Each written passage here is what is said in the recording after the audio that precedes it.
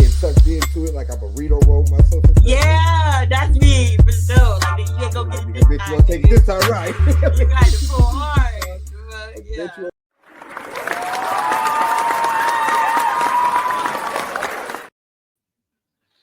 All right, y'all. We in this bitch. I am your host, None Flyer, and I'm here with not the Toes, my genuine other co-host for this show. But I am with a Moore, so it is more to discuss. Y'all, I introduce to y'all the heir of the throne, my son, young Trey in the building. And today we are discussing Sinners. You wouldn't seen this movie over Easter, probably not the Eastery thing to be seeing, considering what Easter is about. We don't celebrate it, so it don't matter much. Don't celebrate it at all. The movie though, pretty dope. I don't know how much of the actual movie we can show, so we're not gonna show none of it. What we are gonna do is react to some of these clips and let you know how we felt about the movie in general, right?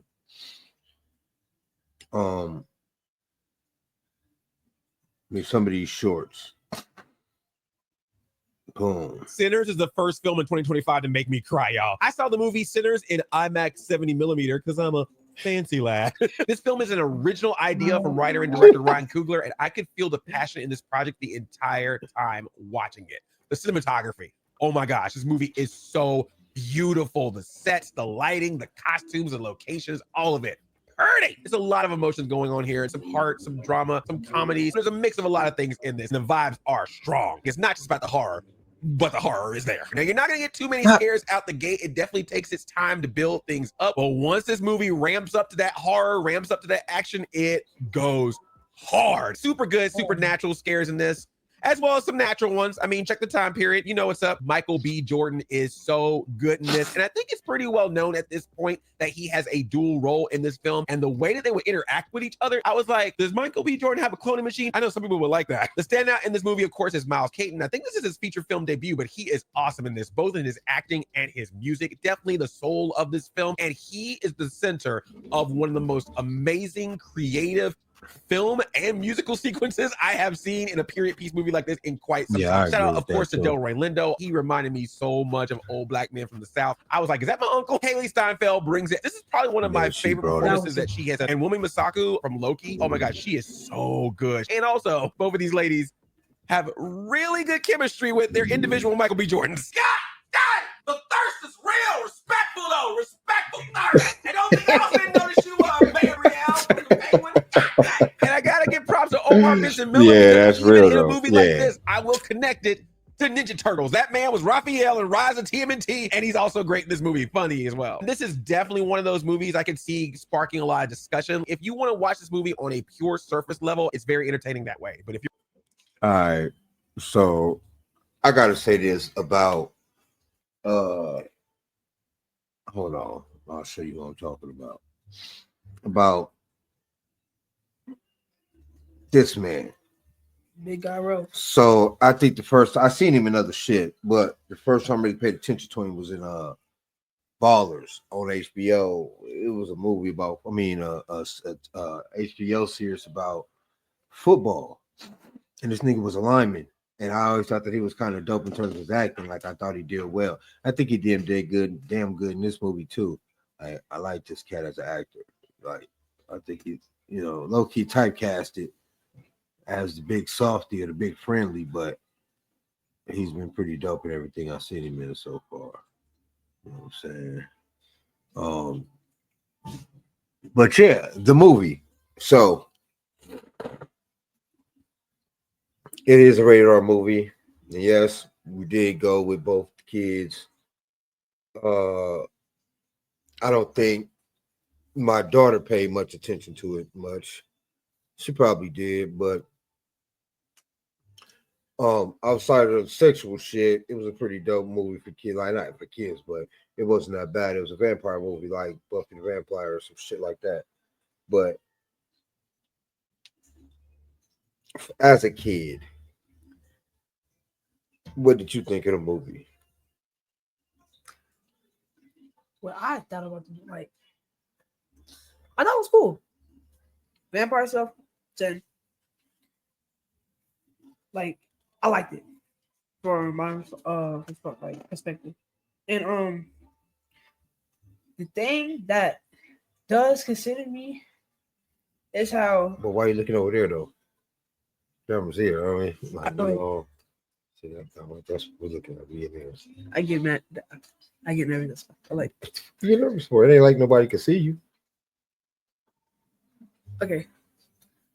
So, like I was saying, the thing that did like consider me is how everybody was like non-friendly but friendly at the same time. Feel me? Like black people. But then when it turned like vampires and stuff, they're all friendly, jolly, blah blah blah blah. But the movie was good. Like, but what do you mean by that though? You mean like the people, the actors before they became vampires, before they returned, they weren't jolly? Oh yeah, I see what you're saying. Yeah. I see what you're saying because then when I'm like, what? Okay, I think I see what you're saying. because they did beat up one guy. Okay, so wait, we are going to tell you this. This is definitely a spoilers review. So if you haven't seen the movie, you might want to turn this joint off. Well, there will be spoilers in this bitch. We don't know no other way to talk about it. So that's what we're going to do. If you haven't seen it yet, I suggest you wait till you do see it. And then go. And then come check out what we got to say about it. Now, you have been warned. But, okay, I can't say this. The twins at the beginning of the movie were kind of like, well, not really, because one of them was kind of mean. The other one wasn't really. But the one who got bit and ended up turning was like friendlier a little bit. Not really. But see, they all took the personality of the white fool, the original vampire dude. No, because look, listen, we didn't like when the girl went to go with him, right? We didn't fully see him like acting nice before, like when he was a vampire. Like he was locked up in the whole basement. Feel me? Yeah. So. Yeah. All right. So look. Aside from that, right? What did you think about the story in general? The story in general, 10. It was good. Yeah. Yeah. Do you like the way they introduced the vampires? Yes, that was nice. Like I like how they started and then have to come back. How they started, yeah, that was pretty dope. That was tough. So basically, these two brothers, they're twins. They are from Mississippi. They get up out of Mississippi. They're hustlers, right? They hustle, do a little something, anything, whatever they can to get some dough, right? They go up to Chicago. Don't know what really happened in Chicago, but they end up back in Mississippi with a lot of money. They come back to Mississippi, buy an old, what was it? It was a mill? Record? Like a cotton gin? No, it was I don't know, it wasn't a barn. It was yeah, it was some type of old ass like woodworking station or whatever, but it was a big ass place, right? So the twins brought the building to turn into a juke joint to make money because again they running from something in Chicago. Right. Don't know what. That was never explained in the movie. Everybody asked them what happened, but they never explained how they ended up back in Mississippi. See, that's what my question was the whole time. Like, what happened in Chicago? Yeah, see, they never explained that. They never explained what happened in Chicago. They end up in Mississippi and all the bullshit that they ran from Mississippi back in the day. I think they were gone for something like 7 years or some shit like that. They were gone for a minute. All the bullshit that's running from in Mississippi, all of a sudden, once people realized they back, started coming back to them. And, old women and all this. They were highly respected before they left. So I guess there was some type of gangsters in Mississippi before they left, because when they got back, they was running shit like they never left, right? Right. So boom, boom, boom. They go through all this.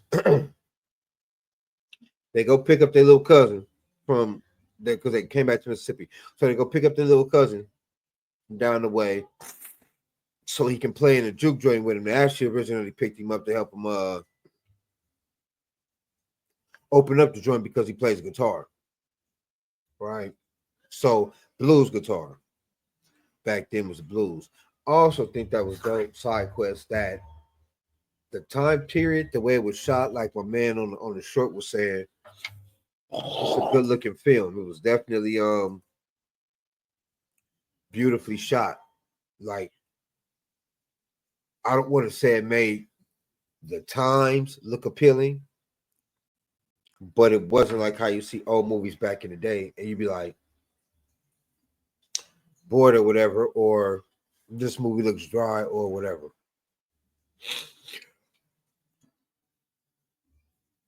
It wasn't that at all. It was actually beautifully shot, man. The colors and everything was dope. Anyway, they get the juke joint, pop the juke joint off. Juke joint is fire. Vampires come.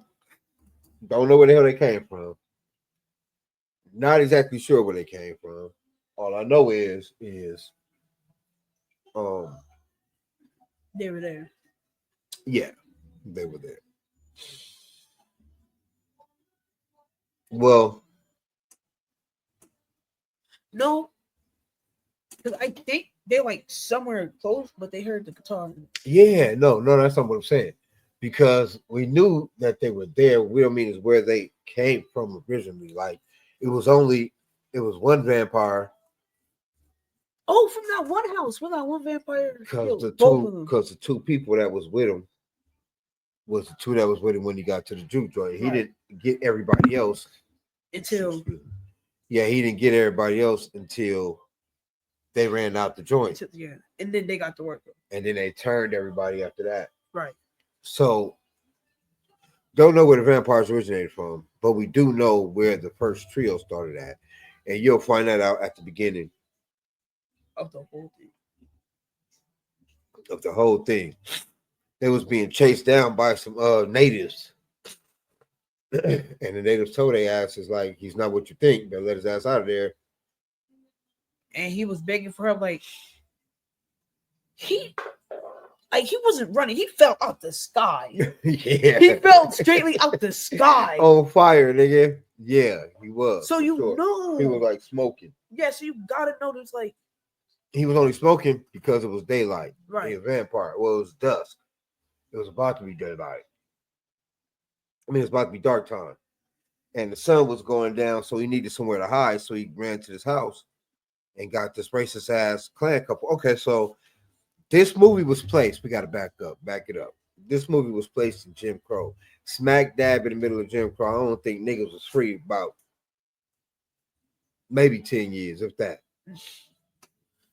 Maybe not even 10 years. And smack dab in the middle of Jim Crow. So the Klan was rampant. Niggas was lying about not being in the Klan no more. They was all over the place. So that's the setting. The original vampire fool ran up on this couple after being chased down by some vampire hunters, which were some natives.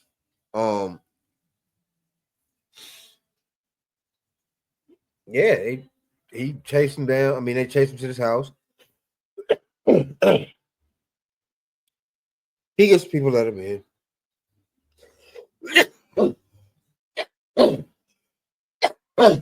People popped out with whole guns and stuff. Didn't listen to the nigga. Let him in the house. She called her boyfriend or husband? Her boyfriend. Boyfriend. Went in the room. 8 by the vampire. Yeah, he was getting chewed on. Right. So yeah, they let him in. Vampire dude. The natives was like, all right, well, y'all got him now. We out of here. Because it was getting dark. And they knew well going to get dark. So they jumped out of there. Excuse me. Got up out of there. Yep, they got up out of there. And then let young Vampy get both of them. Turn the couple, right. Turn the young couple. Now, The vampire dude was originally, he wasn't a southern dude. Don't know where he came from, but He came from somewhere. yeah, he wasn't southern white. Right. I want to say he was probably an Irish vampire because they had some river dancing cracking off, some Irish river dancing or whatever the hell it is. Could be Scottish, could be Swedish. I don't know. But one of them little river dancing joints. It's not the typical honky tonk white people dance from back in the day. So, Right. But he wasn't southern black. I mean southern white. Anyway, my boys and them opened up the juke joint, the twins. They both got their respective bras because so the name of the twins is Smoke and Stack. One was Smoke, the other one was Stack, right? Stack was the one who had, okay, so it was real southern. And when I mean southern, like they had all the elements of southern shit. Voodoo, hoodoo, a bunch of us, and very little white people. And pretty much all the white people in the movie Very died. little white. Yeah. Pretty much all the white people in the movie died. That's pretty dope. And yeah, man. Turns out my man cousin, the guitarist, ends up having like this crazy ass dope voice. So he's a blues singer. Him singing with that dope ass voice got the attention of the vampires. The vampires come. Right. So now they want to come to the party. And there's where all the bullshit goes there. On top of that, they already, like, I feel like they already knew they were going to get rejected because it's all black thing, except for that one white girl that was a part of their family somehow. I don't know. But yeah. So I feel like they been new. That's why they started like walking off slowly to the little thing. And for the white girl to go out there, she like the white girl went out there. I don't know what she went out there for. So let me explain that. So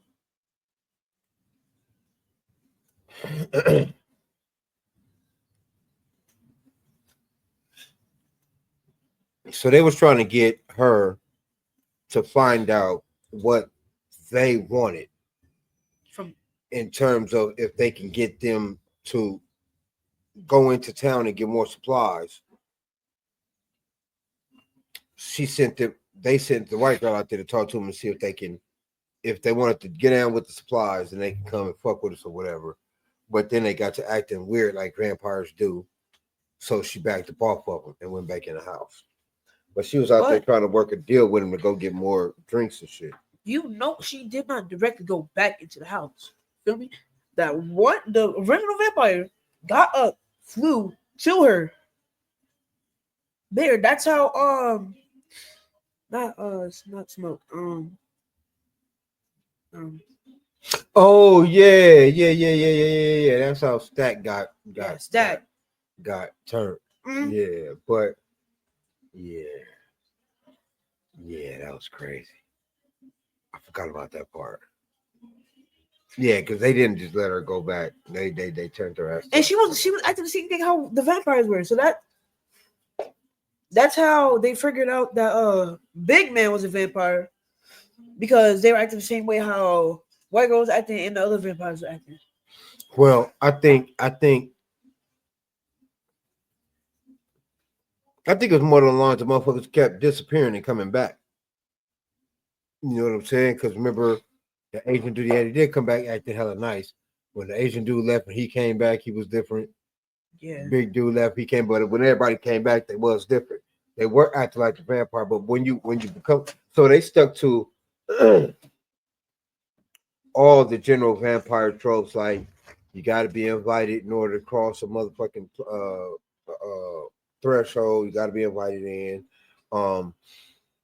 Vampires are like a hive mind, not necessarily a hive mind, but like a kind of like a hive mind. Yeah, once you get turned by a vampire, you guys mind meld, which means all of his memories are your memories, all of your memories are his memories, which means you take on pretty much the persona of the vampire that makes you, right? And all that dude was building a big ass coven. Like he wasn't tripping off nothing else but getting more vampires, right? But again, that's how you could tell he wasn't a Southern white, because he was trying to turn everybody. You know, he just didn't want white vampires. He wanted some everybody. He wanted a big ass clan. Right. So yeah, for sure, because that's how Stack got turned. That's how the house got infiltrated, because they couldn't come in unless they were invited. And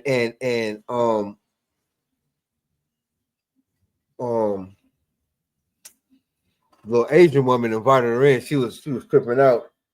Invited them in the house. That's how they invaded the house and shit. But Right. before all of that, though, go ahead. No, yeah. Before all of that, they had to abide by all the general Anne Rice and lore vampire tropes. So it stuck true to that. That was pretty dope. Right. The garlic, the steak, the silver, all that shit worked.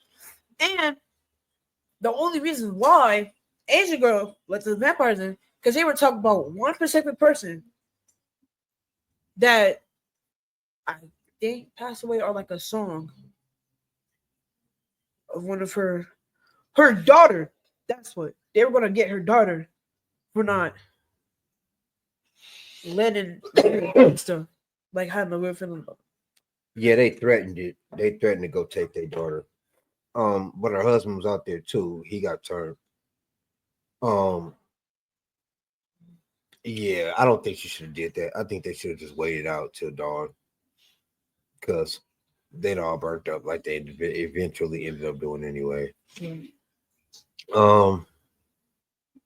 Yeah, I think it was a horror film, but I wouldn't call it a horror film because it wasn't necessarily scary like that. It was more like vampire suspense, or like a time period suspense piece. I guess it'd be like suspense horror, but like I said, it wasn't scary. I mean, you had your jump scare moments, like, well, man got snatched out the house. Yeah. And they tell nigga, don't get that nigga nothing. Yeah, try to snatch his ass out the house and turn it. So you had your little jump scare moments, but it was more like I did jump on that part. You could basically watch. It could be like on HBO or some shit, in terms of, like, it wasn't real horror. I don't think. I mean, it was by genre, but it wasn't. It wasn't. Yeah, but it was dope. Dope ass vampire film. I love the way our people are depicted in. I love the way our people are depicted in it, because it's true. I love the fact that you had genuine elements of back then that, you know, I think it was dope to take the kids because they could see that shit. Not like in a color purple kind of way, but it was the same time period. But in a more exciting, engaging kind of way, because, you know, vampires work way better than, you know, black people, old timey trauma. So yeah, even the end scenes, or the mid credit scenes, or the mid credit scene was dope when they peeled up on my man as an old ass dude and revealed how the motherfucker survived. His goddamn brother couldn't kill him. That was crazy. He just made him promise that he wouldn't kill my man. Yeah, man.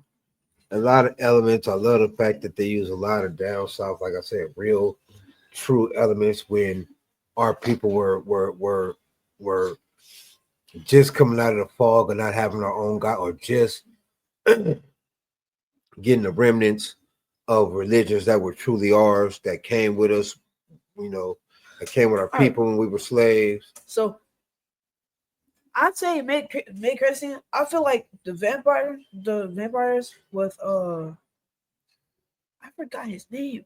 What is his name? The other one?